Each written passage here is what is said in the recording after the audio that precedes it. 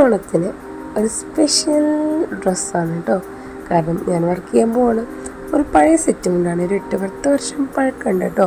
ഇതിൽ ഈ ഒരു ലോട്ടസിൻ്റെ പ്രിൻറ്റ് ചെയ്യാമെന്നാണ് വിചാരിക്കുന്നത്.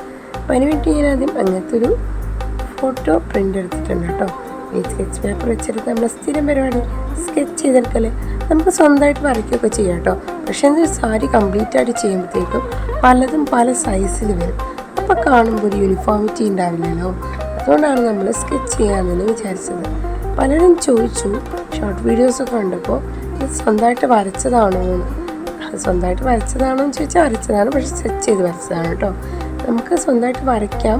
അത്രയും കോൺഫിഡൻസ് ഉള്ളവർക്ക് ഒരുപോലെ നീറ്റായിട്ട് കിട്ടുന്നുള്ളവർക്കൊക്കെ വരയ്ക്കാം. പക്ഷേ ഈ ഒരു ഐറ്റം ഞാൻ ഇതുപോലെ സ്കെച്ച് ചെയ്തെടുത്തതാണ്.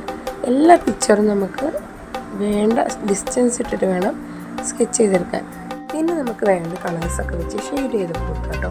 ഞാനൊരു ലൈറ്റ് ബേസ് ഷെയ്ഡ് കൊടുത്തതിന് ശേഷമാണ് ബാക്കി കളേഴ്സൊക്കെ അപ്ലൈ ചെയ്യുന്നത് കേട്ടോ.